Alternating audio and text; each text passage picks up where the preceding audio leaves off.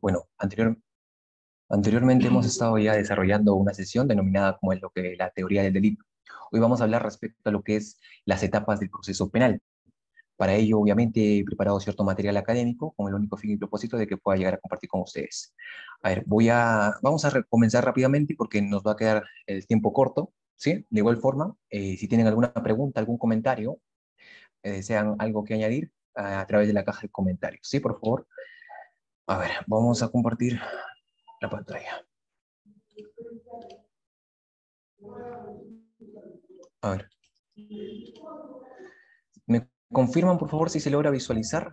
De igual manera, me encantaría antes de poder participar, antes de poder iniciar, si es que podrían llegar a prender sus cámaras. De lo contrario, pues es un poco incómodo, ¿no? El hecho de poder solamente ver nombres ahí, por ahí, a la doctora Edith, a la doctora Grace, entre otras personas. Obviamente con el único fin de que pueda llegar a ser un poco más didáctica la clase.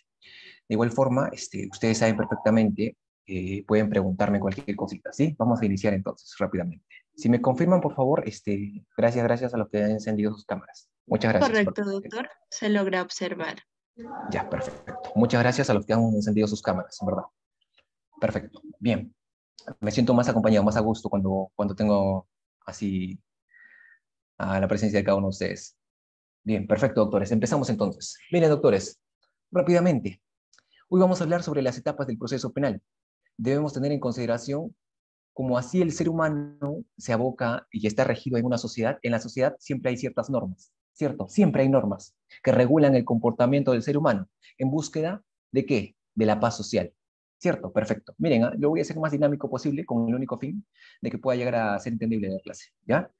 Vamos a hablar hoy respecto a las etapas del proceso penal común, ojo, común peruano, ¿sí? Común, porque recordemos que no es un proceso, es un proceso común. Delito de robo, delito de hurto, de hiato, ¿cierto? Entonces ya, perfecto. Dentro de lo que es las etapas del proceso penal, debemos tener en consideración que existen qué cosa. A ver si se... A ver, las diapositivas, no sé si... Ahí está. Dentro de las etapas del proceso penal tenemos tres etapas. Es decir, si hablamos de un proceso penal, tenemos tres etapas. Investigación preparatoria, etapa intermedia y la etapa de juzgamiento. Doctor, por ahí consideran tal vez por ahí una cuarta etapa, la etapa de impugnación.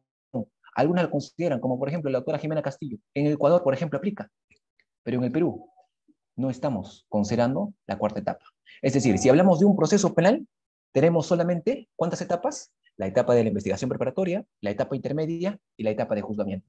Doctor, para usted, ¿cuál es la etapa más importante?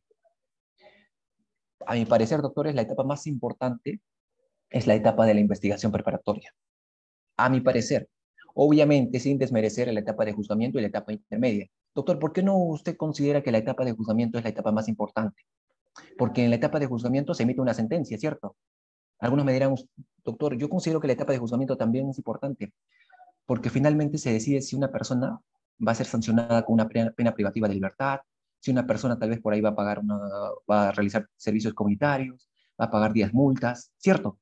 Entonces, yo considero personalmente que la etapa de la investigación preparatoria tiene el 70% de importancia en un proceso penal como un peruano. Y el 30% lo doy a la etapa intermedia. ¿Sí? Vamos a desarrollar por qué justamente tiene tanta importancia la etapa de la investigación preparatoria. Ustedes habrán escuchado, ¿no? Las famosas diligencias preliminares, la famosa investigación preparatoria formalizada, la etapa intermedia, los controles, los juzgamientos, ¿cierto? Empecemos entonces, ¿sí? Rápidamente. Tenemos tres etapas. Investigación preparatoria, etapa intermedia y la etapa de juzgamiento. Empecemos. Empecemos por la primera etapa, que es la etapa de la investigación preparatoria. A ver. Ahí está. Miren, antes de empezar, un breve resumen, ¿sí? Antes de empezar. Ahí está. Etapas del derecho procesal penal. Nosotros nos abocamos ¿a qué regla, doctores? A la regla del código, ¿cierto? El código penal del año 2004. El Código Penal nos dice, mira hermano, cuando hablamos respecto a lo que es el derecho procesal penal, debemos tener en consideración que hay una tesis y una antitesis y una síntesis. Esa imagen que ustedes ven no la he puesto por las puras. ¿Saben por qué? Porque si ustedes se dan cuenta, es fácil el derecho penal. La tesis la plantea el fiscal. La tesis la plantea el Ministerio Público.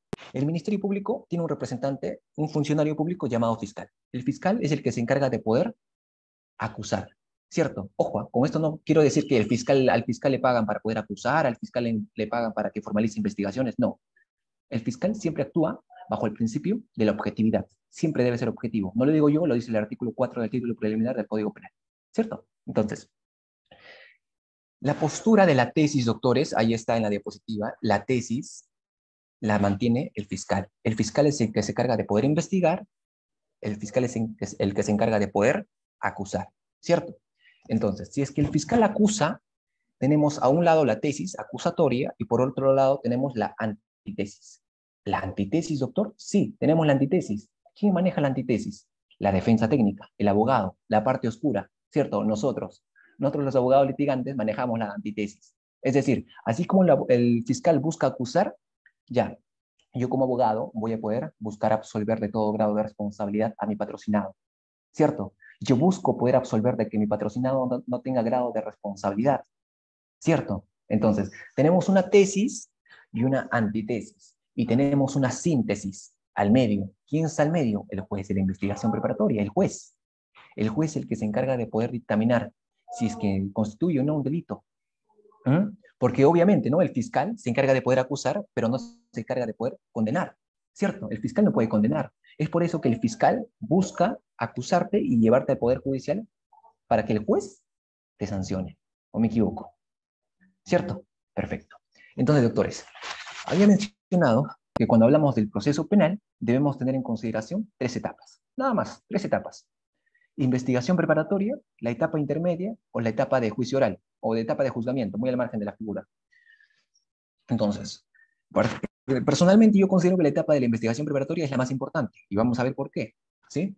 Pasamos entonces. A ver, empecemos por la primera etapa, ¿sí? La primera etapa, investigación preparatoria. Dentro de la primera etapa, doctores, encontramos 2 subetapas. Encontramos 2 cosas. Uno, las diligencias preliminares, las famosas diligencias preliminares. Y 2, encontramos la investigación preparatoria, pero esta vez formalizada. Esta vez formalizada, doctor, ¿qué? ¿Las diligencias preliminares entonces no son formalizadas? Claro que sí, hermano, son formalizadas. ¿Por qué?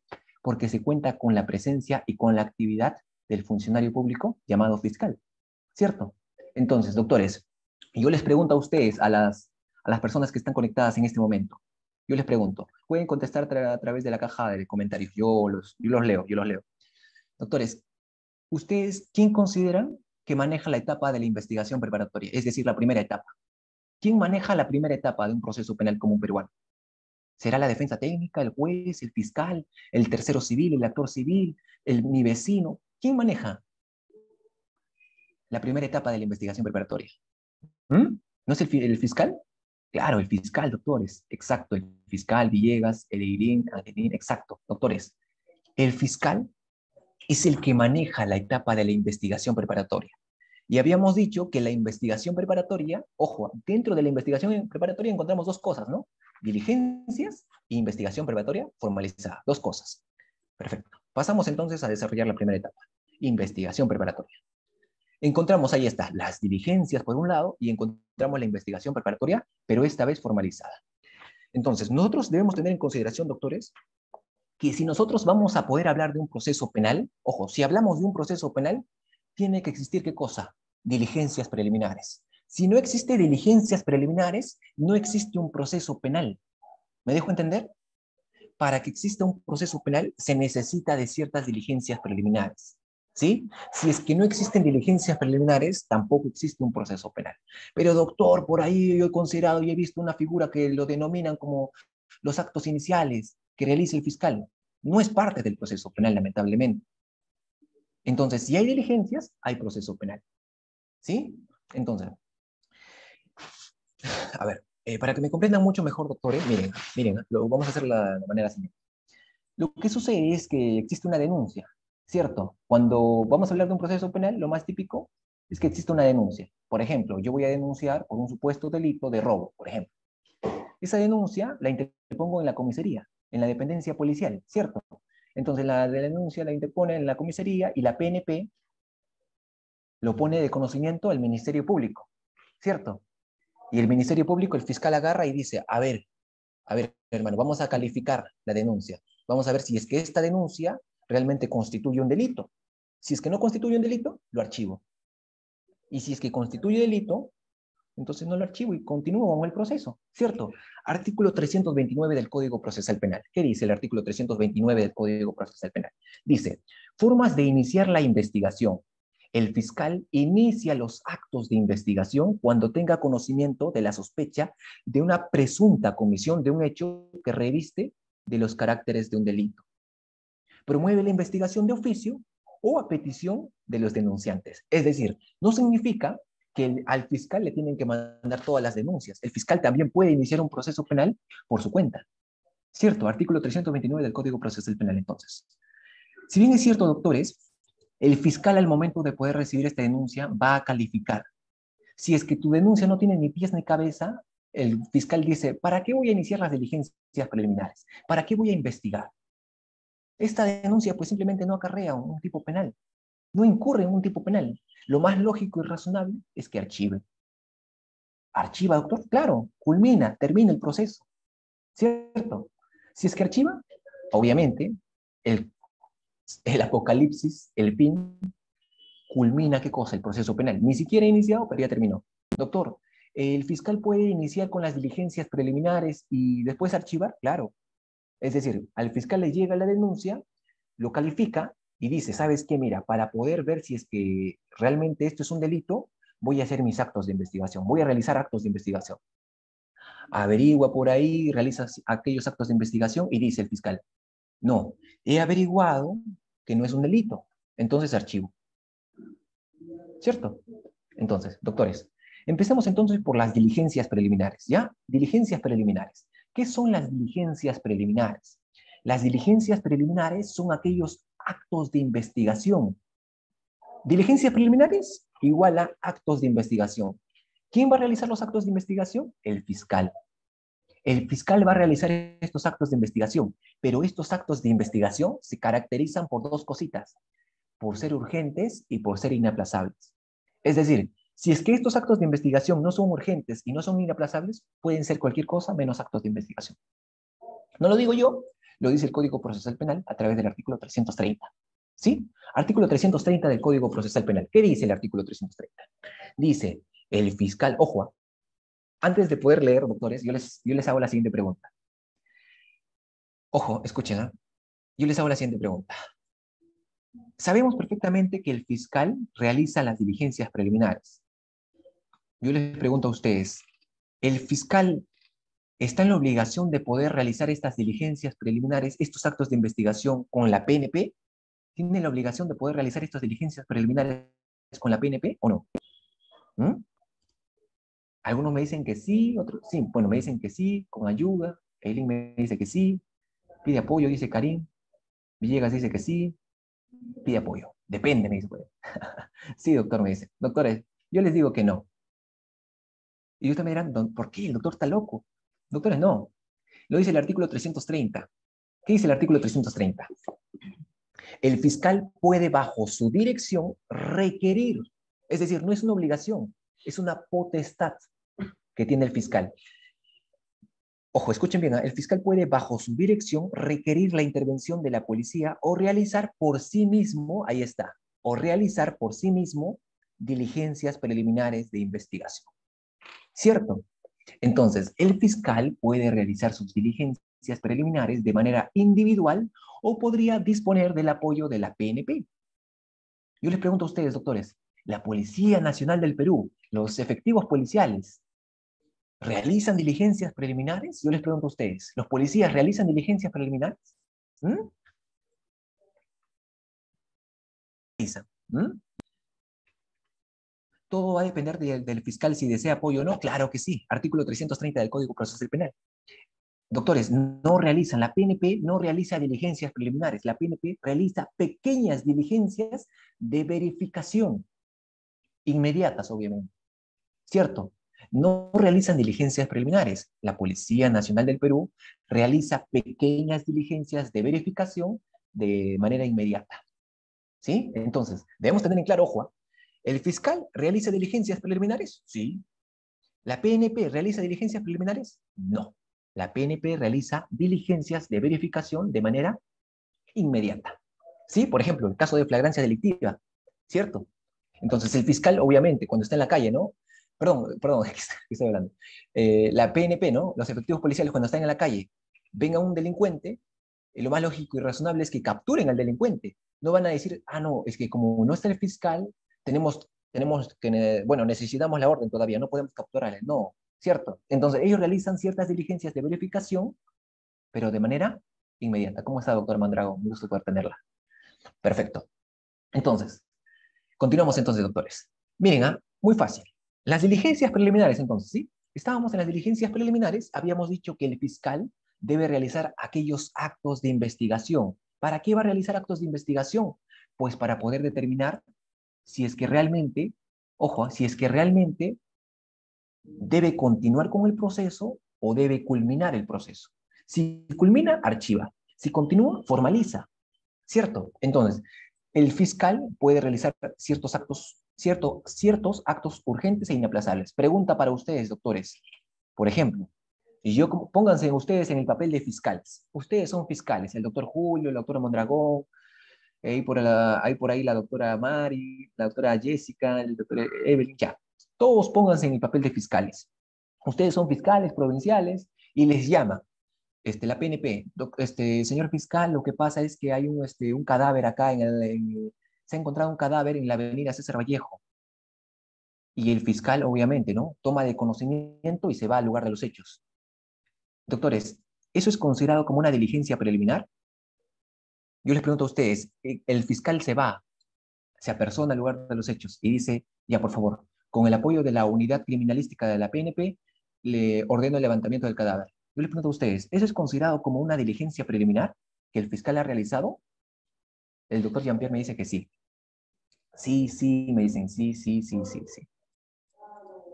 Otros me dicen que no, otros dicen que sí. Yo les digo que no.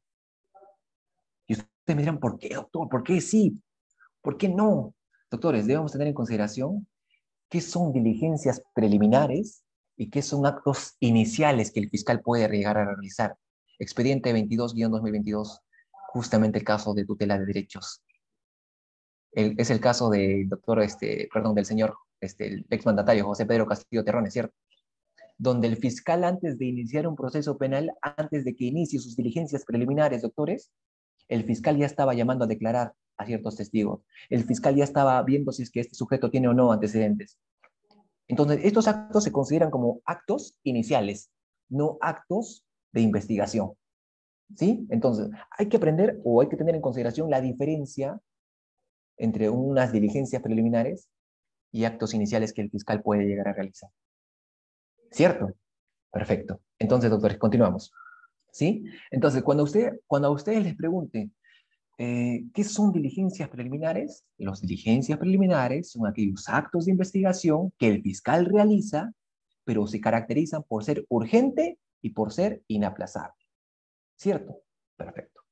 Entonces, doctor, yo les pregunto a ustedes, doctores, yo les pregunto la siguiente pregunta. ¿Solamente el fiscal puede realizar estas diligencias? ¿O uno como abogado también puede realizar diligencias? ¿Ah? Uno como defensa técnica, como parte oscura, como abogado, ¿puede realizar diligencias o solamente el fiscal realiza las diligencias preliminares? Yo como abogado, ¿puedo realizar diligencias preliminares? ¿O es algo que le compete exclusivamente al fiscal? La doctora Mari me dice, sí, como abogado también, dice. El doctor Julio dice, solo la fiscalía, dice. El doctor Sixto dice que sí. A ver, por acá, doctor. Mira, A ver. Doctores, recuerden que si quisieran... Permítame un momento.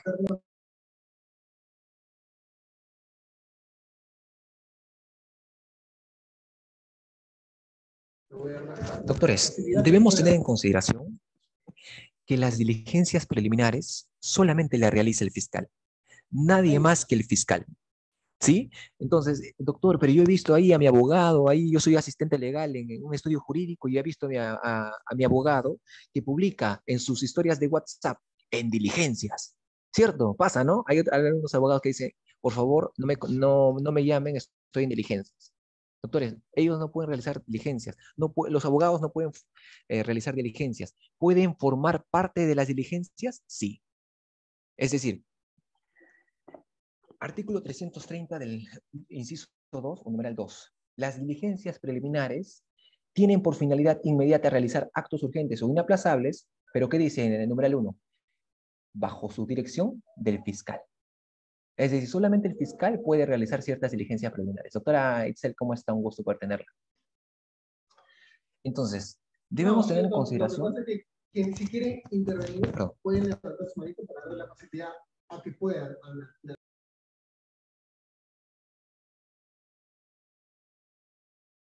Bien, doctores, debemos tener en consideración que solamente el fiscal puede realizar diligencias preliminares. Doctor, yo como abogado, por ejemplo, estoy patrocinando a un sujeto que está por el supuesto delito de robo agravado.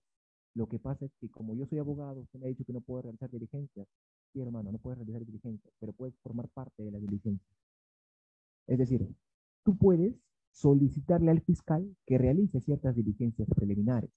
¿Sí? Puedes realizarlo. Es decir, señor fiscal, yo considero oportuno que se mande a llamar al doctor Juan Carlos. El doctor Juan Carlos es un testigo directo. Él sabe perfectamente lo que ha ocurrido en el lugar de los hechos. ¿Se escucha? ¿Se escucha? A ver, por favor. No se escucha, me dice por ahí la doctora Angelina. ¿Se escucha o no se escucha? Por favor, si me confirman.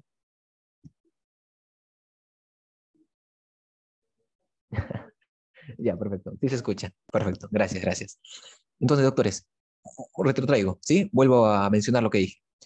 Doctores, si un abogado no puede realizar diligencias preliminares, pero sí puede formar parte de las diligencias preliminares. Es decir, yo como abogado le digo al fiscal, señor fiscal, yo deseo formar parte de las diligencias preliminares. Entonces, por ejemplo, yo tengo un testigo. Ojo, yo quiero incorporar a un testigo al proceso penal, porque ese testigo sabe lo que ha sucedido en el lugar de los hechos.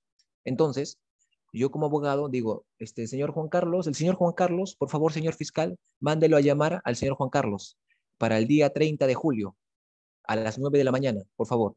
Quiero su declaración testimonial de este sujeto, porque resulta clave el poder contar con la declaración testimonial de este sujeto para que sea incorporado, ofrecido como prueba, ¿cierto? Entonces, yo estoy formando parte de...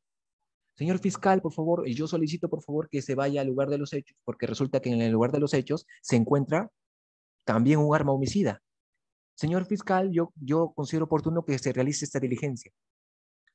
Doctores, yo les pregunto a ustedes, yo como abogado, si solicito al fiscal que se realicen ciertas diligencias preliminares y el fiscal me dice que no, el fiscal me dice, no, hermano, esa diligencia preliminar está por las puras, no es idóneo. Yo considero que no es oportuno y no es oportuno realizar esa diligencia preliminar. Y yo como abogado, ¿qué mecanismo tengo? ¿Qué herramienta tengo entonces yo?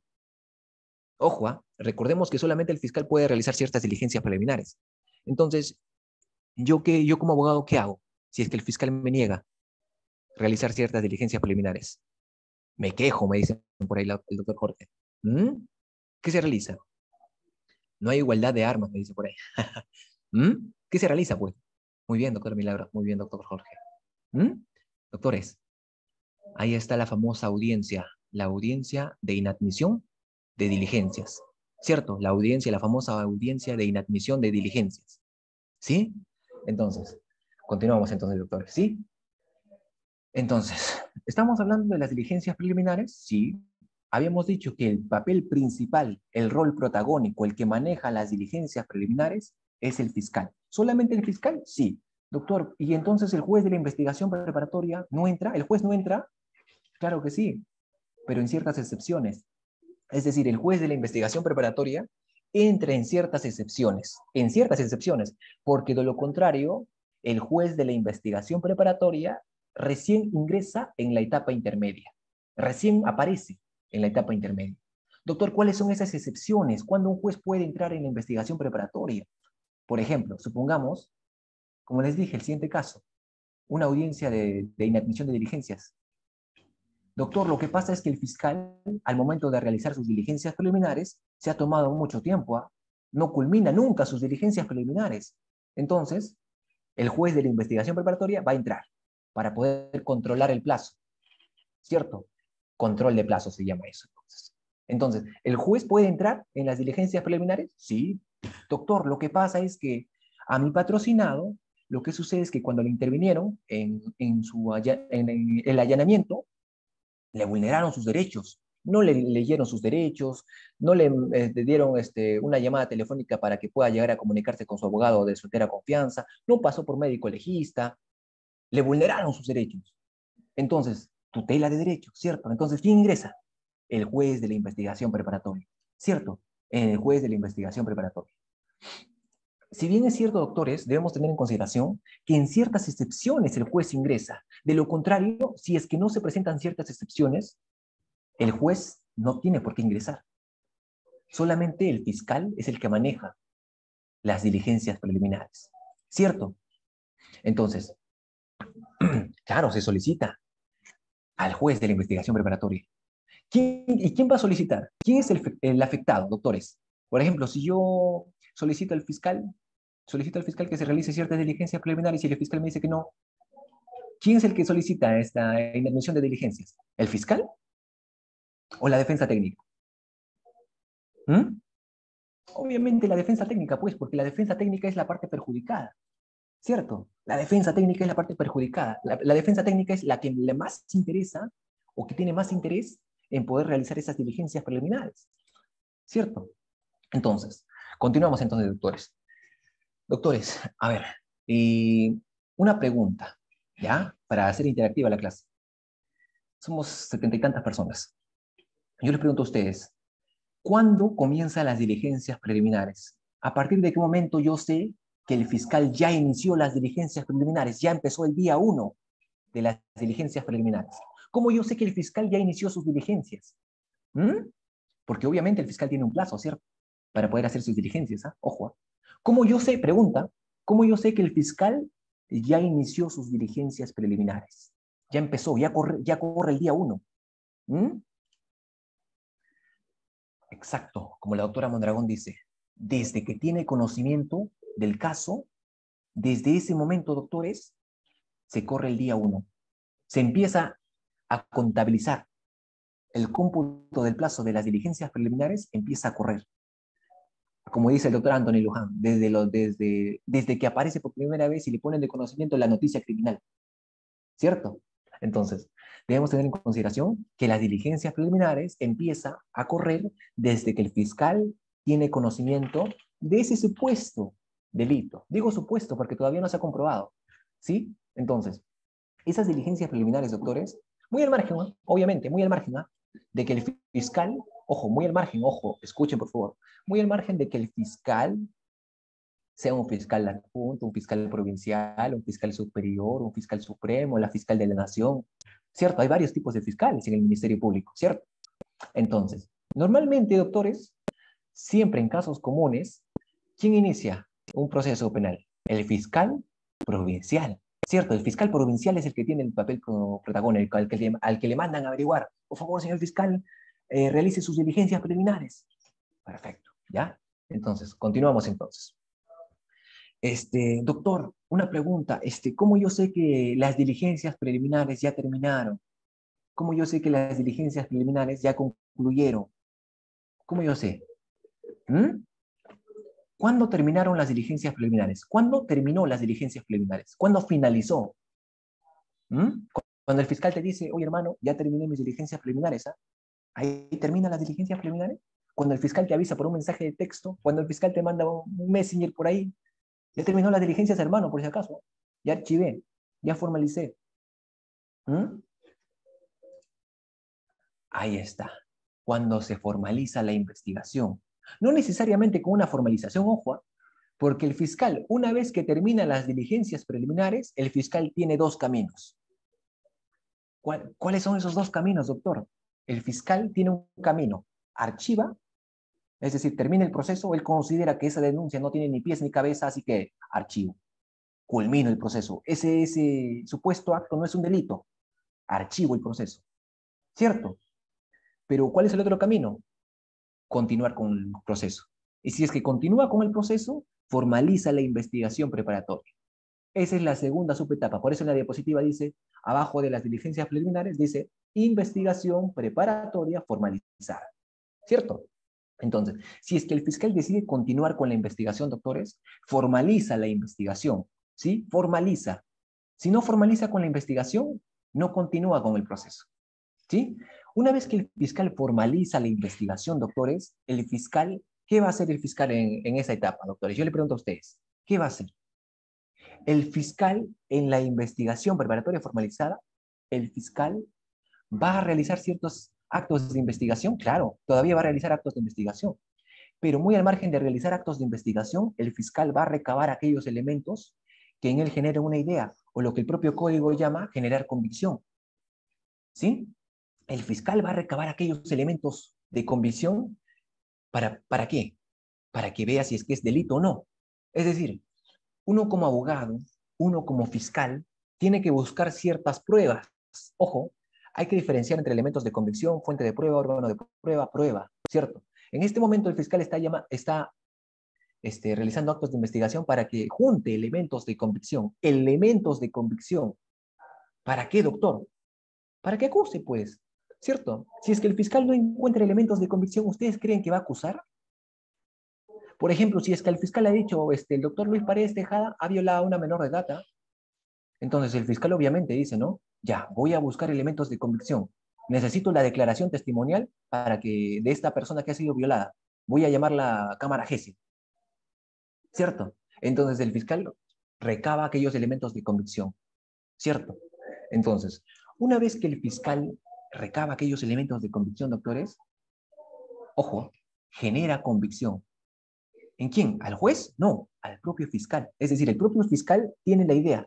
Ah, ya se realizaron ciertas diligencias preliminares, ya tengo la declaración testimonial de la menor en cámara GESEL, tengo un preservativo, un líquido preseminal, también encontré una camisa ahí del sujeto, también encontré huellas dactilares en el lugar de los hechos, también tengo mensajes que corroboran que el sujeto se iba a encontrar con la niña en ese día y en ese lugar, a esa hora.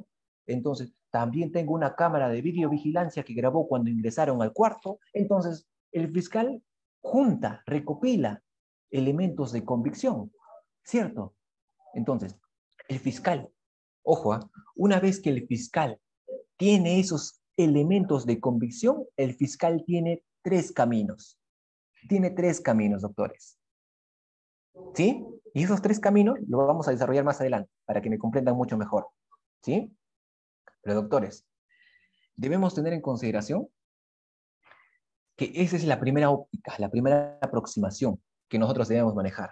Ustedes entonces saliendo de esta clase van a decir, el doctor Luis Paredes me ha dicho que las diligencias preliminares son aquellos actos de investigación que se realizan de manera urgente e inaplazable. Y el doctor Luis Paredes me ha dicho que la investigación preparatoria formalizada son aquellos actos de investigación que va a realizar el fiscal para poder recabar aquellos elementos de convicción que en él generen una idea. ¿Para qué? Para armar su tesis de acusación. ¿Cierto? Perfecto. Entonces, doctores, ya tenemos clara esa idea, ¿sí? Vamos a pasar a la siguiente diapositiva. Ahí está. La siguiente diapositiva dice plazos determinados. Doctor, ¿qué son los plazos determinados? Mira, hermano, lo que sucede es que en las diligencias preliminares y en la investigación preparatoria formalizada, el fiscal no tiene todo el tiempo del mundo para poder hacer sus diligencias. ¿Ah? No significa que el fiscal se le da la gana de poder hacer sus diligencias preliminares en 3 años, 4 años, 5 años, 6 años. No, el fiscal tiene un tiempo, un límite. A esto se le conoce como el plazo razonable. ¿Mm? Entonces, el fiscal tiene un tiempo. ¿Sí? Doctor, ¿cuál es el tiempo? Empecemos por las diligencias preliminares. ¿Cuál es el plazo que tiene el fiscal para poder realizar sus diligencias preliminares? Yo como fiscal voy a hacer mis diligencias preliminares, sí. ¿Tengo un tiempo? Sí. ¿Dónde está el tiempo? ¿Quién lo dice? ¿Usted? No. El Código Procesal Penal y jurisprudencia también. Vamos a ver entonces, ¿sí? A ver. Doctor, depende, el plazo, ¿qué tiempo es? Por favor, dígame. Depende. ¿Depende de qué? Depende si es que el fiscal está llevando un caso simple, un caso complejo o un caso de crimen organizado. ¿Cierto? Si es que el fiscal está en un caso simple, doctores, tenemos la casación, si pueden anotar por ahí, la casación 02-2018, la libertad. ¿Sí? La casación 02-2018, perdón, 2008, la libertad. Y también tenemos el Código Procesal Penal, que regula el plazo. Que regula el plazo de las diligencias preliminares. Y el código nos dice, mira hermano, para que realices tus diligencias preliminares en casos simples, vas a tener un plazo razonable. Es decir, vas a tener 120 días. Es decir, el fiscal tiene 120 días para poder hacer sus diligencias preliminares en casos simples. ¿Ah? Ojo, el Código Penal dice, el fiscal tiene 120 días para que realice sus diligencias preliminares con el apoyo de la PNP. Cierto, 60 días. ¿Sí? Doctor, y en casos complejos y en casos de crimen organizado, ¿el fiscal cuánto tiempo tiene? Lo que pasa, doctores, es que a los congresistas, a los legisladores, se les olvidó. ¿Se les olvidó, doctor? Claro. Hubo un tiempo de relajo en el Congreso y dijeron, ya, vamos a regular el tiempo del plazo de las diligencias preliminares, pero dijeron 120 días. Casos simples, bacán. Y en casos complejos y en casos de crimen organizado, doctores, si ustedes revisan su código penal, no van a encontrar un plazo para casos complejos y para casos de crimen organizado. Es por eso que los jueces, los magistrados, dijeron, uy, el código penal no regula lo que es el plazo de las diligencias preliminares. Como el código no lo regula, lo voy a hacer yo. Y por eso salió jurisprudencia. ¿Jurisprudencia, doctor? Sí, la jurisprudencia. ¿Cuál es la jurisprudencia, doctor?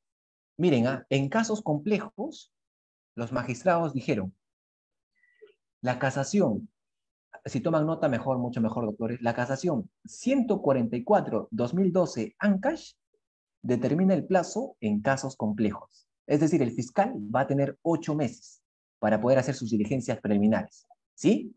8 meses tiene el fiscal para poder hacer sus diligencias preliminares. Doctor, y en casos de crimen organizado, tiene 3 años. Es decir, 36 meses. ¿Sí? Entonces, ya tenemos ya. Casos simples, 60 días. Casación 02-2018, la libertad. Casos complejos, 8 meses. Casación 144-2012, ANCASH. Doctor, ¿y una casación en crimen organizado? Perfecto, hermano. La casación 599-2018, Lima. ¿Sí? Entonces, ¿tenemos la jurisprudencia? Sí. ¿Tenemos el Código Penal? Sí, doctor. Entonces ya sabemos el plazo de las diligencias preliminares. ¿Sí? Doctor, una pregunta. ¿Qué pasaría si es que... Yo les pregunto a ustedes, doctores. Miren, yo les pregunto a ustedes. A ver, los leo, siempre los leo, siempre los leo. Yo les pregunto a ustedes, doctores. Miren, a ver. El código y las jurisprudencias dicen, y escuchen bien, el término dice, hasta, escuchen, hasta, es decir, el fiscal va a realizar sus diligencias preliminares hasta, ¿sí? ¿Hasta qué, doctor? Hasta 120 días, en casos simples. 120 días. 20 días, Ojo. Entonces, con ese término de hasta, debemos comprender que el fiscal se puede demorar para realizar sus diligencias preliminares 1 semana, 2 semanas, 3 semanas, hasta 120 días, como máximo. No significa que tiene que agotar, que tiene que terminar todos los 120 días. ¿Cierto? Entonces, ese término es preciso, doctores. ¿Sí? Entonces, dicho esto, doctores, ya sabemos el plazo de las diligencias preliminares, ya sabemos las casaciones también. Doctor, lo que pasa es que usted me ha dicho el plazo de las diligencias preliminares. ¿El fiscal también tiene plazo para poder realizar su investigación preparatoria formalizada? Sí, también tiene un plazo en la investigación preparatoria formalizada. Escuchen, así como el fiscal tiene un plazo para realizar sus diligencias preliminares, el fiscal también tiene un plazo para realizar su investigación preparatoria formalizada. ¿Sí? Doctor, ¿cuál es el plazo? ¿O al legislador también se le olvidó realizar ello? No. Lo que sucede, ok. Lo que sucede, doctores, es que sí, ahí sí no se olvidaron, ahí sí lo regula el Código Penal. El Código Penal regula el plazo de la investigación preparatoria formalizada. ¿Cuál es el plazo, doctor? Depende. ¿Depende de qué? Si es un caso simple, si es un caso complejo o si es un caso de crimen organizado. ¿Sí? Por favor, ahí está, el plazo de la investigación preparatoria formalizada. Ahí está, tenemos casos simples, casos complejos y casos de crimen organizado, ¿cierto? Entonces, debemos tener en consideración, doctores, que va a depender todo. ¿De qué, doctor? ¿De qué caso esté llevando el fiscal? Si es un caso simple, máximo 120 días. Doctor, y si es que esos 120 días no le alcanza al fiscal, el fiscal puede ampliar ese tiempo. Es decir, puede haber una prórroga. ¿Y esa prórroga, doctor, de qué depende? Depende de discreción del fiscal. Es decir, si yo como fiscal realizo mis diligencias preliminares, yo como fiscal formalizo la investigación, tengo 120 días, pero esos 120 días no me alcanza, entonces voy a solicitarle al juez de la investigación preparatoria que amplíe, que haya una prórroga. O miento. ¿Ah? Ojo, yo les puedo estar mintiendo acá. Ustedes fácilmente pueden caer. Es por eso que ustedes deben investigar, doctores. Y es parte de la profesión de un hombre formado en el derecho. Es decir, uno como abogado debe saber que uno como profesional en el derecho está sujeto y está condenado a ser toda la vida un estudiante del derecho. ¿O me equivoco? ¿Cierto? Y eso es lo bonito del derecho, que el derecho se va transformando, que el derecho va evolucionando y se va acoplando a las exigencias que pueda requerir la sociedad. ¿Cierto? Perfecto. Entonces, ¿se comprende, doctores? ¿Estamos bien hasta ahora? ¿Estamos bien? Si me confirman, por favor, si estamos bien o no estamos bien, tal vez no soy lo didáctico, trato de ser lo más didáctico posible, ¿sí? Con ese fin, obviamente, de que puedan llegar a ustedes a comprender, obviamente, ¿no? Porque ¿de qué sirve de que yo esté acá hablando con una pantalla si es que no se comprende? ¿Sí? Perfecto, sí, sí, me dicen, ya, excelente, excelente. Bien, doctores, continuamos entonces. Doctor, lo que pasa es que el fiscal ha prorrogado, ya terminó su investigación preparatoria, pero lo que pasa es que el fiscal solicitó una prórroga. ¿Solicitó una prórroga? Sí, sí, mire, acá le tengo mi caso. Doctores, se puede llegar a ampliar, se puede llegar a prorrogar. En casos simples, el fiscal tiene 120 días. Ahí dice la diapositiva. 120 días. ¿Se puede prorrogar? Sí, por 60 días más. En casos complejos, doctor, 8 meses tiene. ¿Se puede prorrogar? Sí, por 8 meses más. Doctor, ¿y en casos de crimen organizado? Tiene 3 años, es decir, 36 meses, ¿cierto? Sí, se pueden prorrogar a 36 meses más. Doctor, y usted me ha dicho que en la investigación preparatoria formalizada existe una prórroga. ¿Y en las diligencias preliminares el fiscal puede prorrogar? No. ¿Sí? Cierta excepción, claro está. Y hay una jurisprudencia que al final se los voy a pasar. ¿Sí? Entonces debemos tener en consideración ello, por favor, doctores. Que el fiscal, una vez que termina las diligencias preliminares, el fiscal tiene 2 caminos.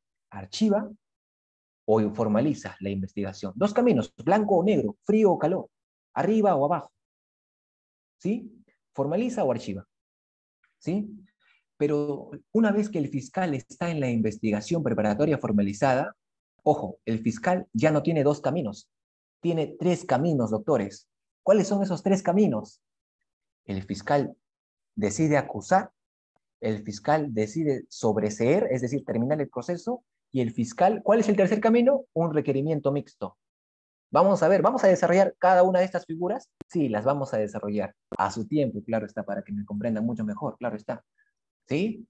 Entonces, ojo, no puede suspender, no comprendo muy bien la pregunta. Bien, perfecto, continuamos, ¿sí? Ya, entonces, doctores, ya sabemos, ojo, la primera etapa, diligencias preliminares e investigación preparatoria formalizada, ¿cierto? Perfecto. Entonces, ahí está. Algunas características de las diligencias preliminares y algunas características de la investigación preparatoria formalizada. Las diligencias preliminares se caracterizan, ¿por qué, doctor? Porque se aperturan contra los LQRR.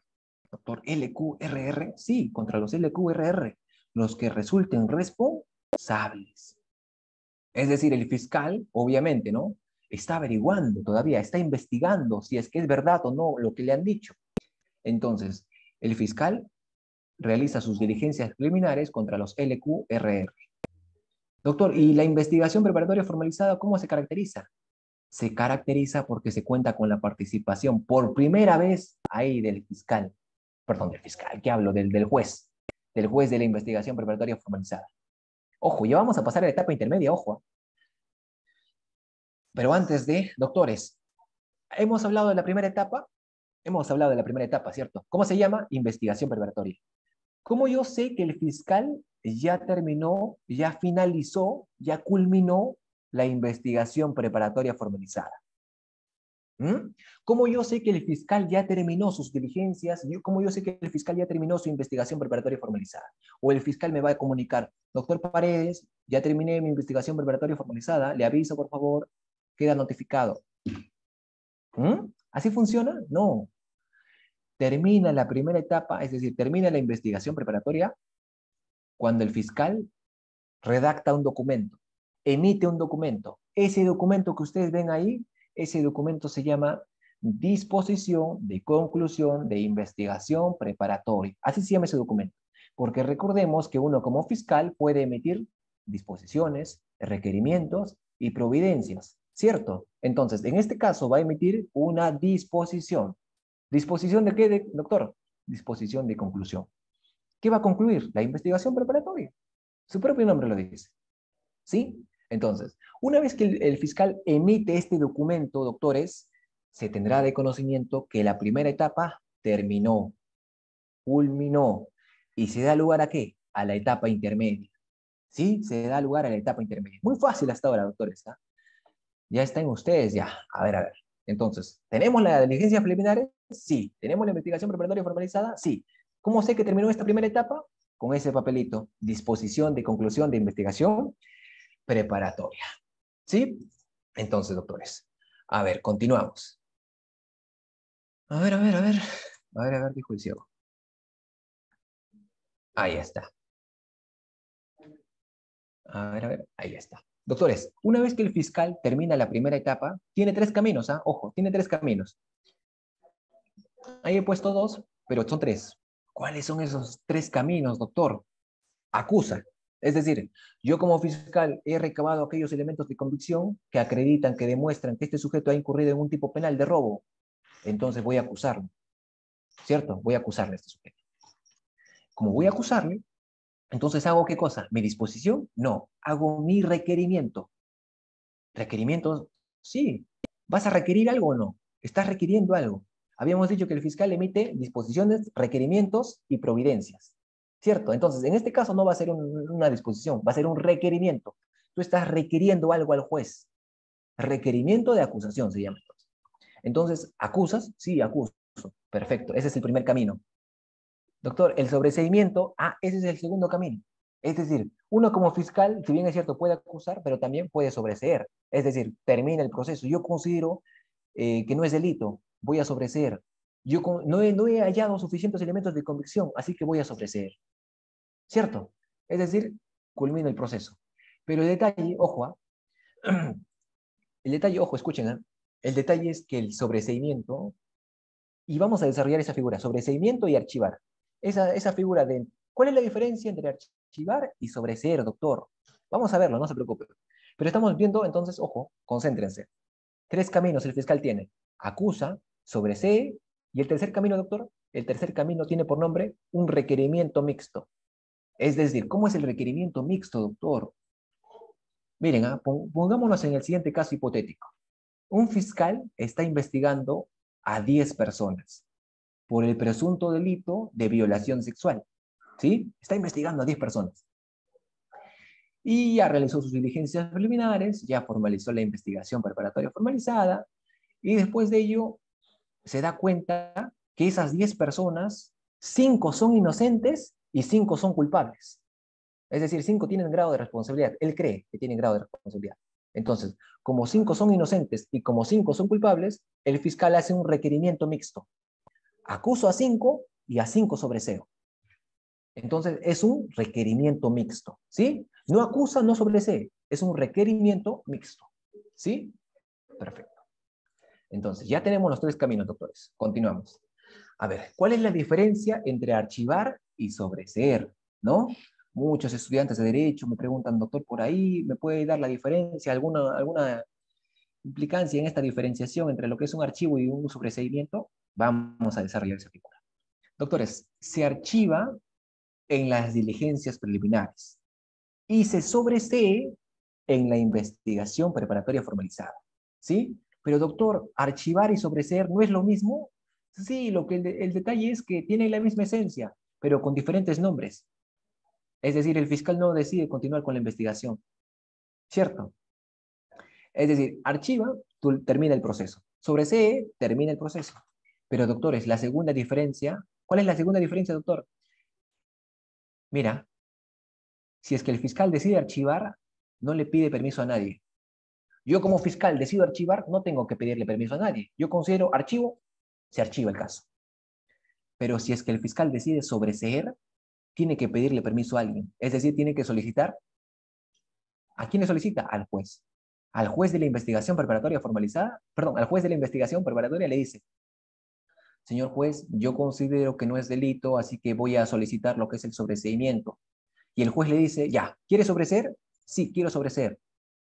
A ver, vamos a revisar. Tienes razón, vamos a sobreseer. Entonces el juez decide el sobreseimiento. Doctor, ¿qué pasaría si es que el juez se niega y dice que ese fiscal está en un acto de corrupción? El fiscal está ha pedido el sobreseimiento, pero no se debe sobreseer. Al fiscal le han comprado, el fiscal es corrupto. Entonces el juez va a decir, a ver, ven acá, reto escrito. ¿Estás solicitando el sobreseimiento? Sí. Oye, hermano, pero has hecho estas diligencias, veo que has hecho esto, pero, ojo, pero no has hecho diligencias preliminares que se debían hacer, ¿ah? Te has olvidado de hacer esas diligencias preliminares. Toma el caso, anda a hacer las diligencias preliminares y vuelves. Y decides otra vez. ¿Sí? Entonces, el juez de la investigación preparatoria, el juez de la investigación preparatoria... Por la magnífica sesión, paso de preguntas. Perdón, permíteme un momento.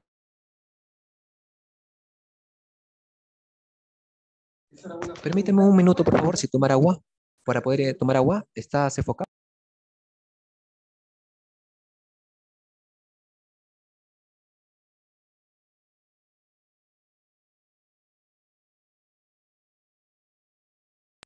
Voy a hacer un intervalo.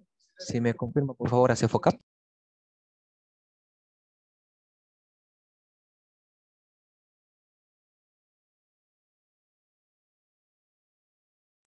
Doctores, ¿me permiten un momento, por favor, para poder tomar agua?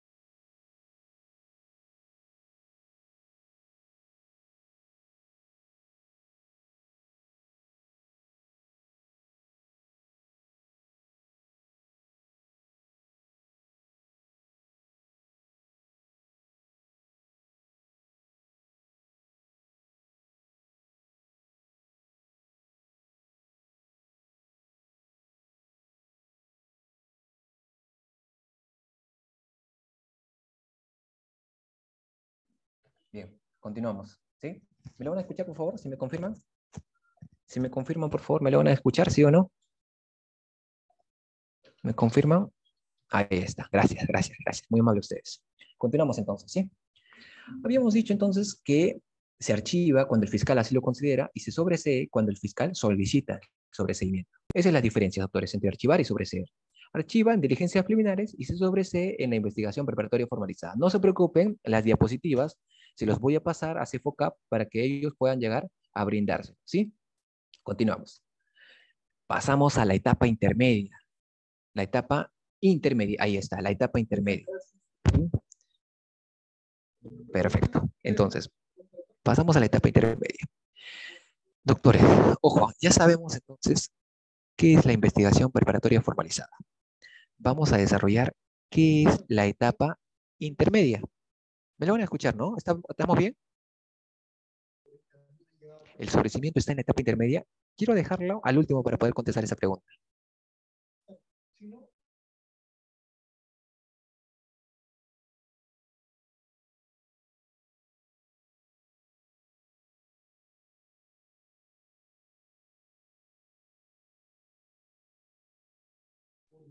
Doctores, bien, pasamos a la etapa intermedia.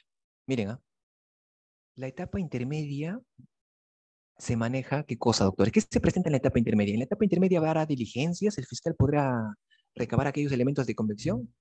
No. En la etapa intermedia, miren, le voy a explicar así para que me comprendan mucho mejor. El fiscal, una vez que decide acusar, Es decir, una vez que el fiscal emite su disposición de conclusión de investigación preparatoria, ojo, una vez que a ver, paso acá a la siguiente diapositiva para que me comprenda mucho mejor. Una vez que el fiscal, doctores, decide terminar la primera etapa, emite su disposición de conclusión de investigación preparatoria. ¿Cierto? Perfecto. Doctores, yo les pregunto a ustedes, una vez que el fiscal emite este documento, ¿el fiscal está obligado a poder ya presentar su documento al día siguiente, su requerimiento de acusación? Yo les pregunto a ustedes, ¿el fiscal al día siguiente nomás debe presentar ya su requerimiento de acusación? Les pregunto a ustedes, doctores. ¿Mm?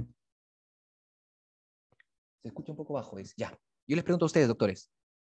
Al día siguiente, el fiscal presenta su acusación, yo les pregunto a ustedes. ¿O tienen tiempo prudencial? 10 días por ahí me dicen. Doctores, tiene 15 días el fiscal. Una vez que el fiscal termina la primera etapa de un proceso penal, el fiscal tiene 15 días para poder no descansar, no irse a la playita, me han dado 15 días, voy a ver si en esos 15 días pido sobreseimiento o acuso.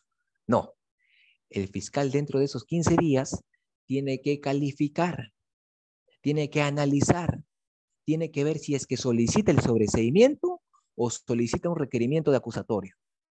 15 días tiene el fiscal para poder decidir. Y si es que el fiscal decide, emite ¿qué cosa? Su requerimiento de acusación, ¿cierto? Pasamos entonces a la etapa intermedia, ¿sí? A ver. Etapa intermedia. Doctores, una vez que el fiscal emite la disposición de la conclusión de la investigación preparatoria, anoten la casación. La casación es 613-2015-1. Repito, la casación es 613-2015-1. ¿Qué nos dice esta casación? ¿Qué nos dice esta jurisprudencia? Nos dice, mira, yo tendré de conocimiento que tú habrás emitido tu disposición de conclusión de investigación preparatoria. Recién ahí se podrá culminar, finalizar la etapa de la investigación preparatoria. Así lo indica la casación. 613-2015. ¿Sí? Entonces, una vez que el fiscal termina la investigación preparatoria de la primera etapa, el fiscal, ojo, supongamos que decide acusar. El fiscal tiene 15 días para poder acusar o sobreseer o un requerimiento mixto.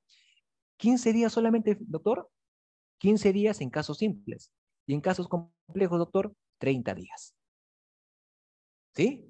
Entonces, 30 días el fiscal tiene para poder tomar el tiempo en casos de crimen organizado. Perdón, en casos complejos. ¿Sí?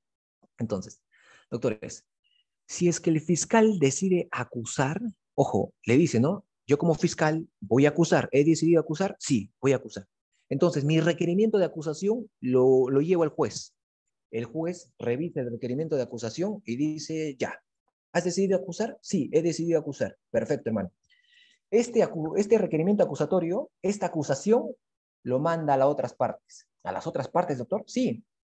A las demás partes. Es decir, a un acusado, al tercero civil, al actor civil.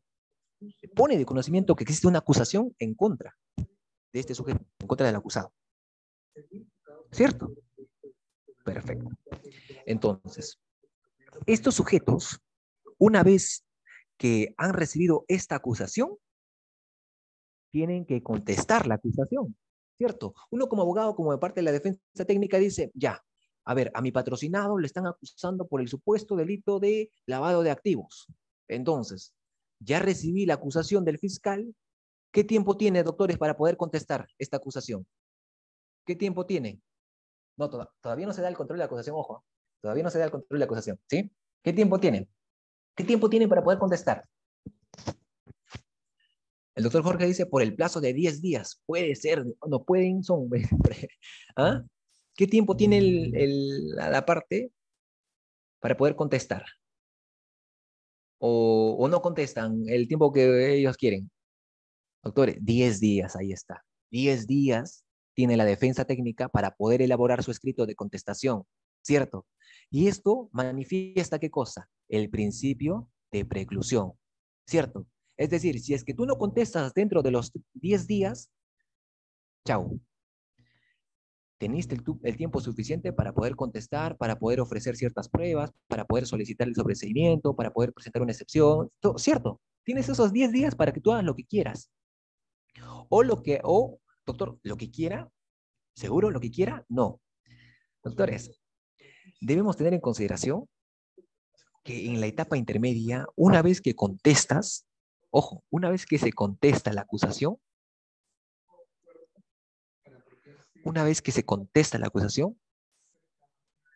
la defensa técnica puede contestar en base al artículo 350. Artículo 350 del Código Procesal Penal. ¿Cierto? Sí, por acá la autoridad es Soto Román. ¿Qué nos dice el artículo 350?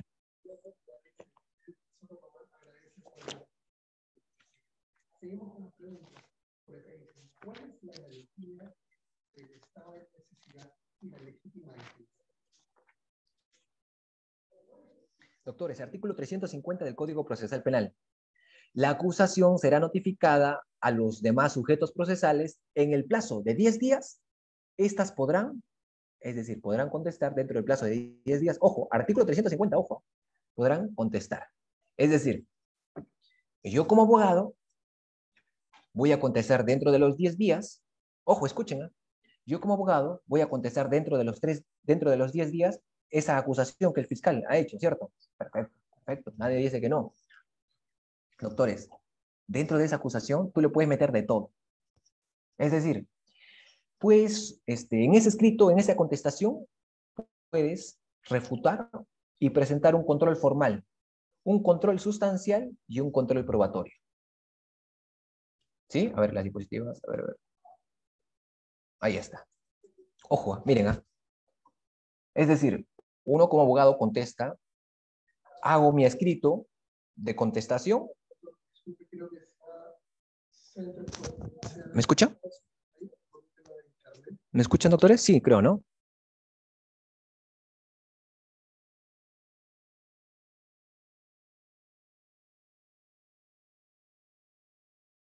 Perfecto. Bien. Miren, habíamos dicho, dentro de mi contestación yo le puedo meter de todo. Control formal, control sustancial, control probatorio. Es decir, yo agarro mi escrito, hago mi escrito y presento observaciones formales. Control formal. Hago mi escrito y deduzco excepciones. Control sustancial. Hago mi escrito y solicito el sobreseimiento. Control sustancial. Hago mi escrito y presento ciertas pruebas. Ofrezco pruebas. Control probatorio. ¿Cierto? Doctor, entonces, ¿le puedo meter de todo? Métele de todo, hermano. Si tú solicitas un control formal, bacán, mal. ¿Control sustancial, doctor? ¿También? También. Doctor, entonces usted me está diciendo que yo puedo deducir excepciones, solicitar el sobreseimiento, presentar observaciones formales, puedo ofrecer pruebas, todo lo que usted me dice, ¿puedo hacerlo? ¿Seguro? Sí, hermano. Artículo 350 del Código Procesal Penal. Bien, gracias, doctor. ¿Sí? Por acá realiza la otra pregunta. Dice, ¿qué dice los delitos de omisión? ¿Cuál es el concepto que ustedes sobre delitos de omisión? Artículo 350. Numeral A. Literal A. Observar la acusación del fiscal por defectos formales, requiriendo su corrección, deducir excepciones y otros medios de defensa cuando no hayan sido planteadas con anterioridad o se funden hechos nuevos, solicitar la imposición o revocación de una medida de coerción. Todo lo puedes solicitar, hermano. Todo. ¿Por qué? Porque si tú no solicitas dentro de esos 10 días todo, supongamos que la abogada Angelina Aguirre es una abogada, miren, es una abogada que solicita lo que es el sobreseimiento. Ojo, escuchen. La doctora Angelina Aguirre solicita en su escrito, hace un control sustancial y dice, señor juez, solicito lo que es el sobreseimiento. Nada más. En su contestación dice, solicito sobreseimiento. Nada más. Ojo, nada más. Después de esos 10 días, presenta su escrito y dice, ya, no procede el sobreseimiento. No procede. ¿No procede, señor juez? No procede. Señor juez, me he olvidado de presentar pruebas. Me he olvidado de presentar ciertas pruebas que de ofrecerle ciertas pruebas. ¿Le puedo ofrecer en este momento en plena audiencia? No, pues doctores, tuvo 10 días para poder ofrecer las pruebas que en un momento incorporó en la primera etapa de la investigación preparatoria, ¿cierto? Entonces, doctor, lo que pasa es que, miren, lo que pasa, doctor, es que mi abogado es un abogado nuevo, recién ha iniciado y no tiene mucha experiencia. Lo que pasa es que mi abogado ha solicitado lo que es ha presentado una excepción, procedencia de acción, pero se le ha olvidado solicitar el sobreseimiento. ¿Mm? Se le ha olvidado por ahí. Entonces, presentó una excepción de improcedencia de acción y se le olvidó por ahí presentar el sobreseimiento, solicitarle sobreseimiento. Entonces, doctores, se solicita un control formal, un control sustancial y un control probatorio. ¿Mm? ¿Cierto?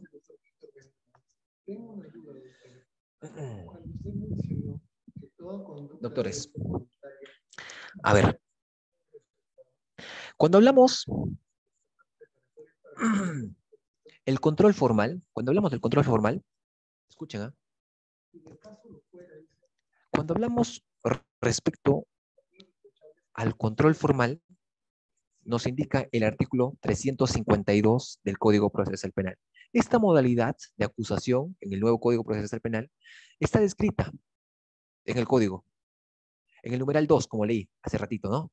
Por ciertos defectos que el fiscal pueda llegar a presentar en su acusación. ¿Cierto? ¿Aspectos de qué? De forma, como su propio nombre dice, de forma, formal. ¿Cierto? El control material, obviamente, ya es otro aspecto, es otra naturaleza. Se entiende como control material o sustancial de la acusación que está dentro o que tendrá que ser fundada. Pero esto no significa que esté aprobado el hecho, porque si no sería distorsión del sistema procesal penal. Y por último, obviamente, el control probatorio, donde a mí, como parte de la defensa técnica, me brindan la oportunidad de de poder ofrecer ciertas pruebas. ¿Cierto? Doctor, me olvidé de presentar esta prueba. ¿La puedo presentar en la etapa de juzgamiento, en la última etapa? No. Claro está, cierta excepción, como una prueba nueva, por ejemplo. ¿Cierto? Entonces, la prueba tiene un camino, ojo. Si hablamos de la prueba, uno como abogado busca la prueba. Busco. Una vez que busco la prueba, obtengo la prueba. ¿Cierto? Después de que obtengo la prueba, la incorporo al proceso. Después de incorporarla, la ofrezco. Después el juez me lo admite la prueba, porque obviamente tiene que ser una prueba útil, tiene que ser una prueba útil, pertinente, conducente, licitud y legalidad. ¿Cierto?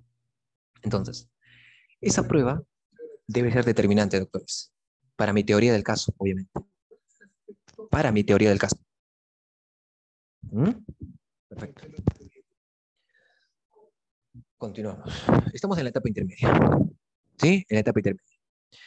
Todo lo que un abogado puede, ojo, todo lo que un abogado puede hacer y debe estar haciendo es meterle un control formal, sustancial, probatorio. Va a depender a discreción del caso en el cual. Obviamente, hay algunos, doctor, usted me ha dicho que en la etapa intermedia, uno como abogado debe presentar en su contestación un control formal, sustancial y probatorio, ¿cierto? Sí, doctor. ¿Y en qué se aboca usted? Principio de preclusión, ¿cierto? Doctor, ¿y ese principio de preclusión también es para el fiscal o solamente para la defensa técnica? ¿Mm?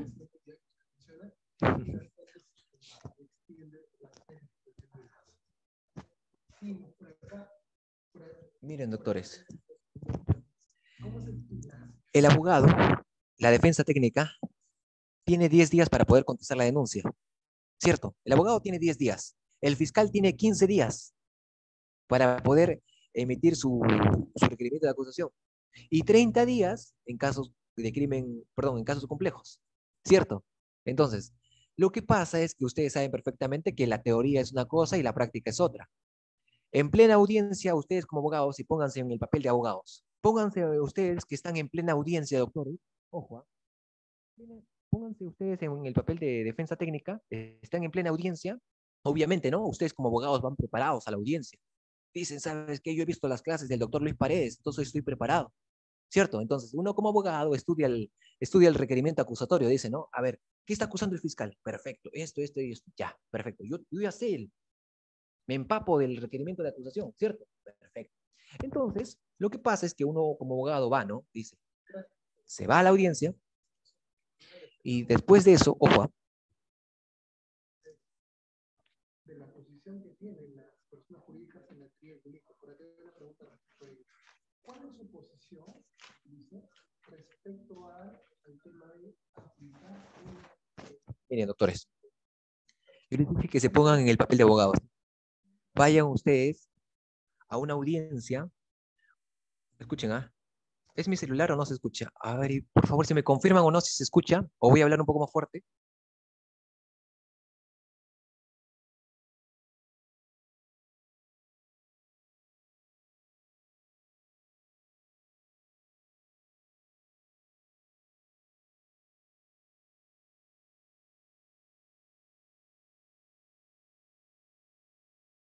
Doctores, ya, perfecto, sí se escucha, dice. Doctores, miren, ¿ah? Ustedes van a la plena audiencia, estudiados, obviamente, han estudiado la acusación, van a la audiencia, llegan a la audiencia, y el juez le dice al fiscal, ya por favor, señor fiscal, oralice su pedido. ¿Qué está solicitando? ¿Qué está requiriendo? Y el fiscal le dice, señor juez, un momentito, por favor, antes de oralizar mi pedido, acá tengo una prueba, por favor, señor juez, mire, acá tengo un elemento de convicción, voy a presentar un escrito para poder aclarar algo. Solamente son 40 páginas, son 40 hojitas, por favor. El juez lo recibe y dice, ya, perfecto, córrase traslado al abogado. El abogado recibe las 40 hojas en plena audiencia y dice, oye, pero recién lo estás incorporando, recién está dando el escrito de 40 páginas, de 50 páginas. Entonces, obviamente, uno como abogado, ¿qué se le afecta ahí? Doctores, ¿qué se le afecta a uno como abogado? Si es que en ese momento y todavía el juez dice, no, ya por favor, señor abogado, tiene 5 minutos para que lea y se ponga al día. ¿Cierto? ¿Qué se le afecta ahí, doctores? ¿Mm? E incluso hay unos escritos de prisión preventiva de 400 páginas, 500 páginas, y mañana es la audiencia. Mañana es la audiencia y tienes solamente 12 horas para que estudies, para que te empapes. El requerimiento acusatorio, para que veas si es que cumple los presupuestos procesales y veas dónde vas a atacar. ¿Se ataca qué cosa? El derecho a la defensa, ¿cierto? Claro. ¿Dónde queda esa debida defensa? Y todavía el juez dice, pero señor abogado, ¿usted tiene algún problema en poder leer eso en 5 minutos? Claro. Muchas gracias, doctor. ¿Mm? Es que no se trata, doctores, ojo, no se trata solamente de poder leer. Cualquier persona puede leer. Se trata de poder ser crítico, analizar, ser profundo en la lectura. Cualquier persona puede leer. ¿O me equivoco? ¿Cierto? Entonces, eso es lo que sucede, doctores. Por eso les digo, una cosa es la teoría y otra cosa es la práctica, la vida diaria de un abogado, la vida diaria de una defensa técnica. Entonces, doctores, una vez, supongamos que la audiencia sigue, la audiencia prosigue, y el juez de la investigación le concede el plazo de 15, 20 minutos, o también podría reprogramarse la audiencia, claro está, ¿cierto? ¿Por qué? Porque afecta obviamente el debido proceso. Entonces, uno como abogado, ¿qué tiene que hacer? Solicitar la reprogramación. Pero doctores, entonces ustedes me preguntarán, doctor, entonces, si usted me dice que el abogado ya no puede incorporar nada porque tuvo 10 días, y el fiscal entonces no rige el principio de preclusión para el fiscal. No, doctores, es que lo que pasa es que el Código Procesal Penal le faculta al señor fiscal para que éste dentro de la audiencia pueda presentar ciertos escritos, pero para poder modificar, aclarar todo aquello que no resulte sustancial. Porque si es que resulta sustancial, el fiscal no lo puede hacer. ¿Cierto? Entonces, el fiscal puede modificar, puede aclarar en plena audiencia. A última hora, señor juez, se me olvidó por favor esto, un favorcito. Y el señor juez obviamente dice, ya, córrase traslado a la otra parte. ¿Cierto? Perfecto.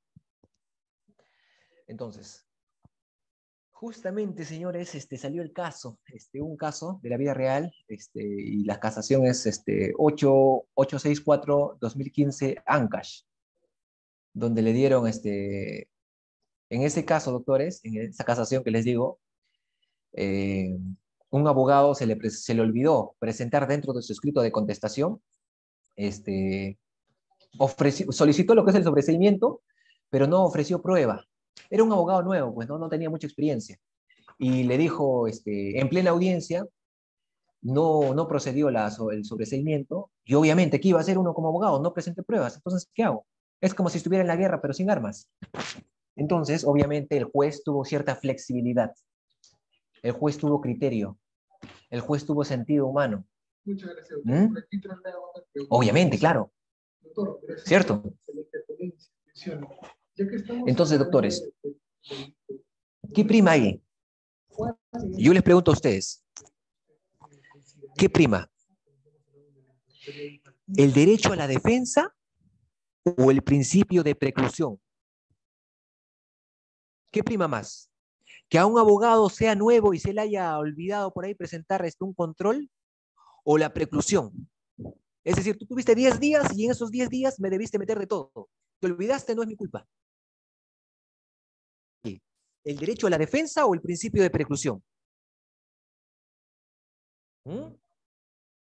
El derecho a la defensa, claro que sí, como la doctora Domínguez Saavedra dice, el derecho a la defensa. Y eso pueden revisarlo, ¿ah? En la casación 864-2015 Ancash, mi hermosa tierra, Ancash, mi guarás querido, mi Suiza peruana. ¿Cierto? Perfecto. Entonces, doctores, debemos tener en consideración que cuando hablamos de la etapa intermedia, ahí dice etapa intermedia, en la diapositiva. ¿Cierto? Etapa intermedia. ¿Qué se debe comprender entonces por la etapa intermedia? ¿Mm? Yo les digo a ustedes, ¿qué se debe comprender por la etapa intermedia? ¿Mm? Los leo. ¿Es un delito por omisión?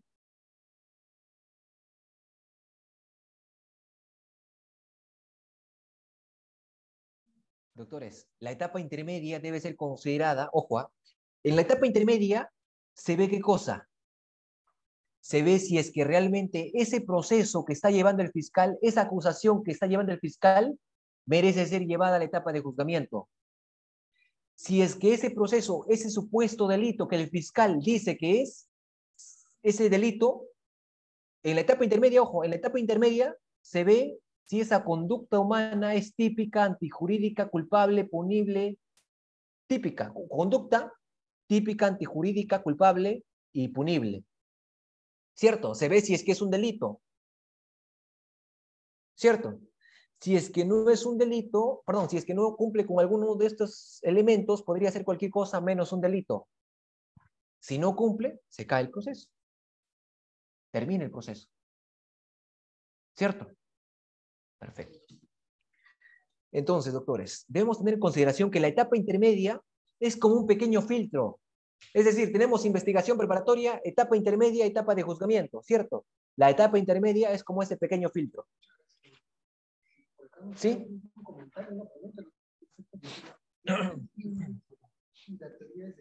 ¿Qué relación o semejanzas tiene?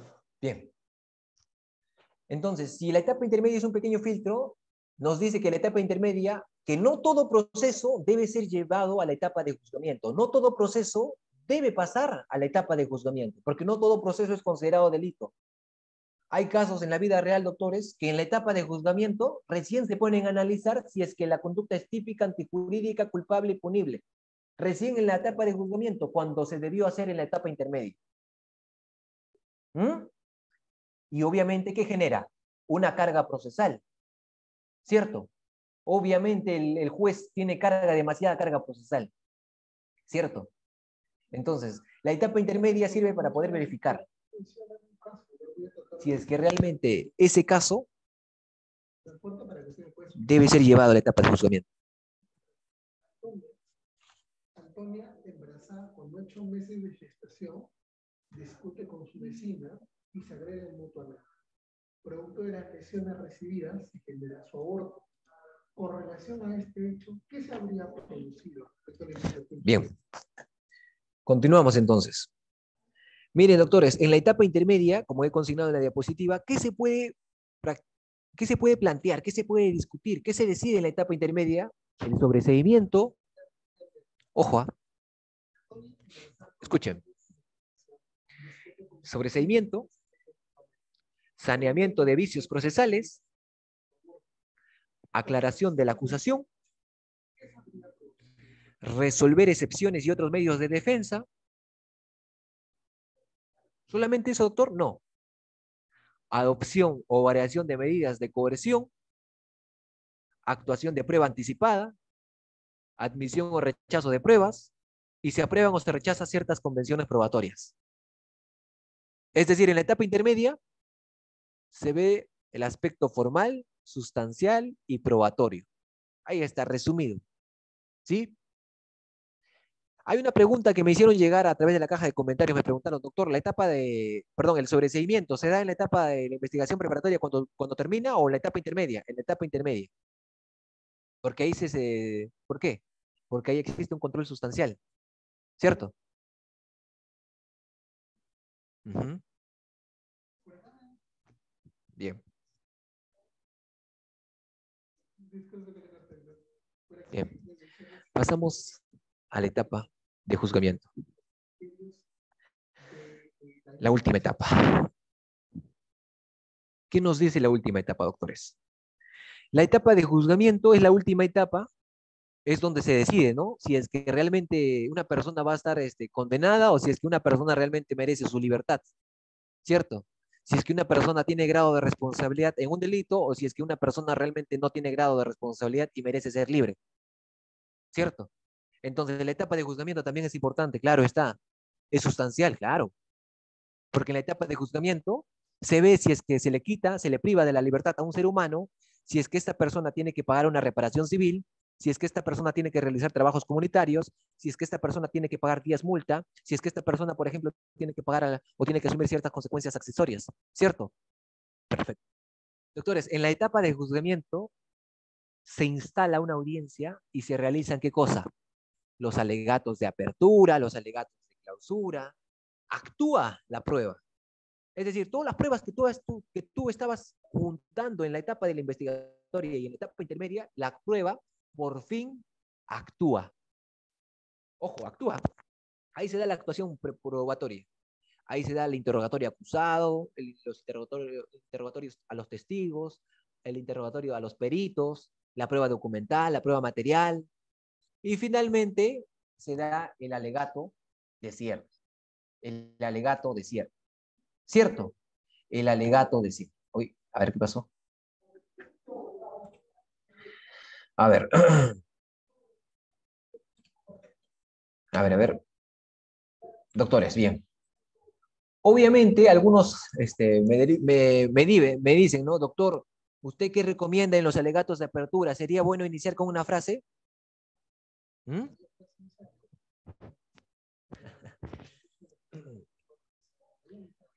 Doctores. Sí, dicen por ahí. Perfecto. Doctores, yo he escuchado a muy buenos abogados, en verdad.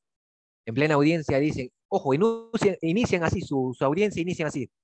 Señor magistrado, hoy estamos ante un caso muy importante, sumamente relevante, porque estamos ante el celular más caro de la historia. ¿Por qué más caro? Porque este celular le ha costado la vida a mi patrocinado. Entonces le dejan impactado, ¿no? Al magistrado, claro. ¿Cómo no? Es una muy buena frase. ¿Cierto? Entonces, obviamente, va a depender del caso en concreto.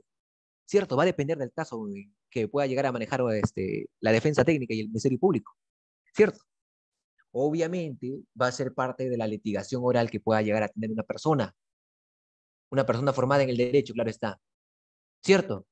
¿O me equivoco? Perfecto. Entonces, doctores, en la etapa de juzgamiento, debemos tener en consideración que por primera vez actúa la prueba. ¿Y para qué actúa la prueba, doctor? Porque sin la prueba no hay propósito, pues, doctores. ¿Por qué? Porque la prueba la valora. ¿Quién la valora? ¿Quién valora la prueba, doctores?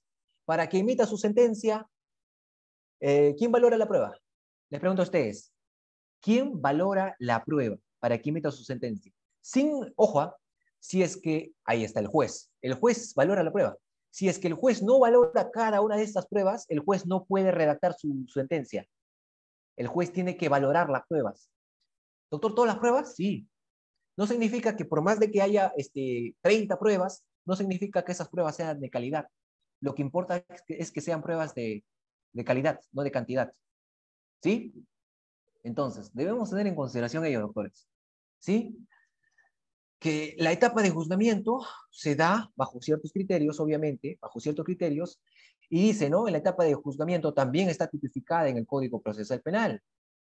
Dentro del Código Procesal Penal vamos a poder observar que la etapa de la prueba, vamos a poder ver los alegatos de apertura y los alegatos de clausura, donde obviamente va a depender a discreción propia y técnicas de litigación oral de un hombre formado en el derecho, es decir, de un abogado, ¿cierto? Y con abogado no solamente me refiero a la defensa técnica, sino también al fiscal. El fiscal, recordemos que también es un abogado, es un hombre formado en el derecho, ¿cierto? Que antes de que sea fiscal obviamente estaba litigando, sí. Ahora está como un representante de la legalidad que representa el Ministerio Público. Nadie dice lo contrario. ¿Cierto? Perfecto. Entonces, debemos tener en consideración que la etapa de juzgamiento también es una etapa muy importante, así como la etapa de investigación preparatoria. Por acá menciona... ¿Cierto? Perfecto. ¿Por qué es importante la etapa de juzgamiento? ¿Cuál es la naturaleza de la etapa de juzgamiento? Doctores, es importante, es sumamente importante hablar de la etapa de juzgamiento porque acá se va a dictaminar. Existe una resolución judicial llamada sentencia, donde en esta sentencia se juega ¿qué cosa? La libertad de un ser humano. Algo que obviamente debería prevalecer, ¿qué cosa es? La presunción de inocencia. Yo les pregunto a ustedes, doctores, ¿la presunción de inocencia se prueba? ¿La presunción de inocencia es algo que se debe probar?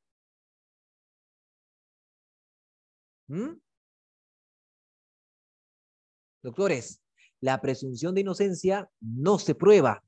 Se debe presumir que una persona es inocente.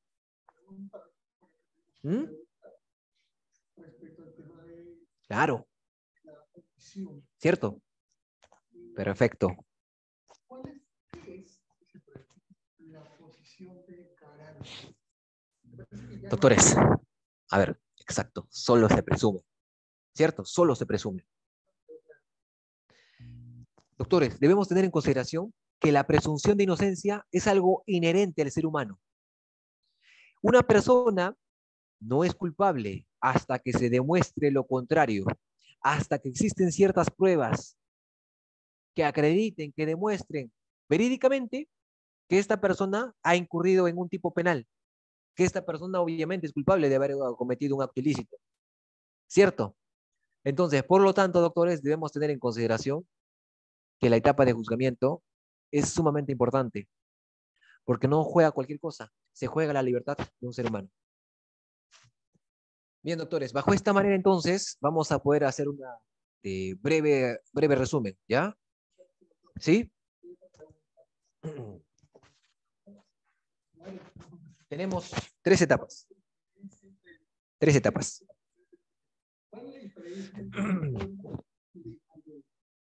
Miren, tenemos la investigación preparatoria, la etapa intermedia y la etapa de juzgamiento. Investigación preparatoria, encontramos las diligencias preliminares y la investigación preparatoria formalizada. ¿Se juega qué cosa? El archivamiento. Etapa intermedia, habíamos dicho que existe 3 controles: control formal, sustancial, probatorio. ¿Y se juega qué cosa? El sobreseimiento. Y etapa de juzgamiento es por primera vez donde se actúan las pruebas, donde por primera vez se manifiestan los alegatos de apertura, donde se oraliza por qué mi patrocinado debe ser absuelto, libre, y por qué este sujeto debe estar recluido en un centro penitenciario. ¿Cierto? Perfecto. Bien, doctores, entonces bajo esta manera entonces voy a poder culminar mi participación. ¿Sí? No sé si están por ahí, CEFUCAP. Muchas gracias en verdad por haber participado. Yo muy gustoso de poder siempre estar presente en estas disertaciones. Muchas gracias en verdad. Yo tengo una enorme consideración hacia cada uno de ustedes porque en verdad demuestran que están comprometidos con poder formarse en esta hermosa carrera que es el derecho. Muchas gracias a ustedes. Muchas gracias. Muchas gracias.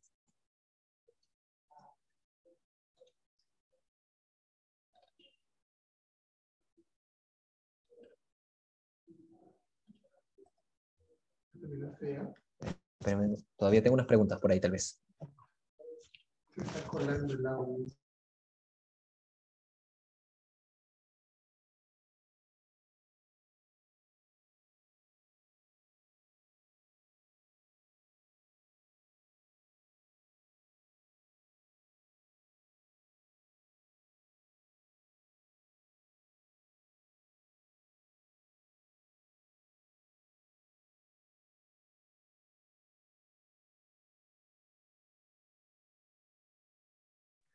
Bien, no sé si tienen preguntas por ahí, tal vez. A ver, espérenme un momento, ¿sí? Permítame un minuto, un minuto.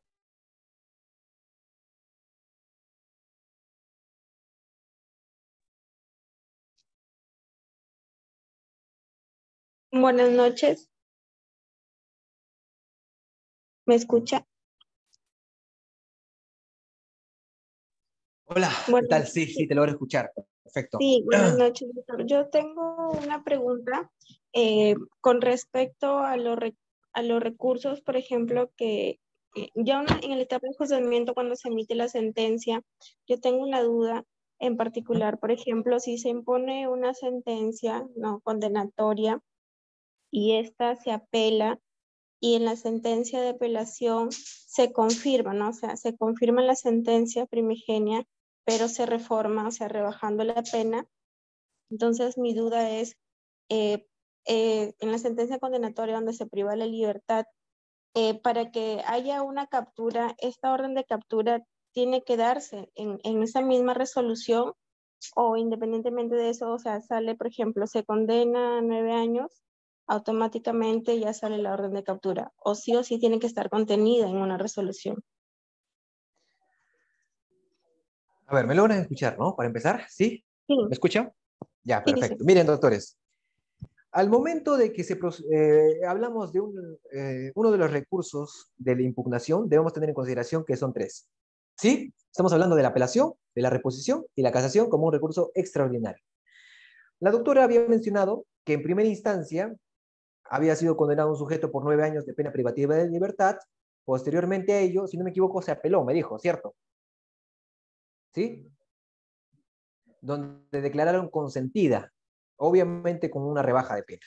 Y por ahí me preguntan, la doctora mencionó que también que, ojo, la doctora mencionó que iba a haber una orden de captura. Doctores, una vez que se emite la sentencia y si es que se le priva de la libertad a una persona, tácitamente se comprende que el juez pone de conocimiento al INPE para que ellos puedan llegar a proceder y decidir a qué centro penitenciario van a recluir, van a quitarle la libertad de manera inmediata a este sujeto. Si es que existe una pena privativa de libertad efectiva, si es que existe una pena privativa de libertad suspendida, obviamente no va a acarrear quitarle la libertad a este sujeto. Muy al margen, obviamente. Si es que dentro de la sentencia dice con orden de captura, a partir del momento, ya. A partir de ese momento es el día 1 de que paga o está impuesto el cómputo de plazo de, bueno, tendríamos que hablar de la teoría del DAPEN, pero desde ese día corre, el primer día que este sujeto se le exime la libertad, se le quita la libertad. ¿Sí?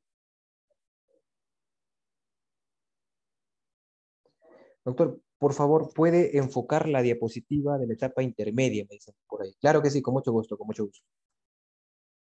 A ver, a ver, a ver. Etapa intermedia, me dijeron por ahí, ¿no? Ahí está, la etapa intermedia. A ver, si me pregunta por ahí el doctor Jorge, me dice, si en la etapa intermedia se me fue y no ofrecí medios probatorios, ¿en qué momento los ofrezco? Muy buena pregunta, en verdad. Excelente pregunta, hermano. Mira, mira, lo que sucede es lo siguiente. En la primera etapa de la investigación preparatoria se incorporan las pruebas, ¿cierto? Se incorpora. Es decir, yo como abogado incorporo pruebas, ¿cierto? Incorporo pruebas, ojo, incorporo las pruebas que yo considero oportuno que se van a actuar en la etapa de juzgamiento, en la última etapa. Para eso yo estoy incorporando las pruebas. Pero en la etapa intermedia, las pruebas yo no las tengo que incorporar. En la etapa intermedia las tengo que ofrecer, ¿cierto? Las tengo que ofrecer. Doctor, lo que pasa es que por ahí tuve un inconveniente y lo que pasa es que no le pude ofrecer a tiempo. Entonces, como no lo pudiste ofrecer a tiempo, esa prueba no va a actuar en la etapa de juzgamiento. Es decir, no actúa. No hay un por qué considerar esta prueba en la etapa de juzgamiento. ¿Por qué? Porque recordemos que la prueba tiene un delito.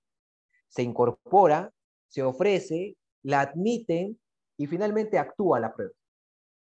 Entonces, ¿cómo tú quieres considerar una prueba que no has ofrecido en la etapa intermedia si es que no ha sido admitida? Si es que el juez todavía no ha visto si es que esa prueba es útil, pertinente, conducente, licitud, legalidad.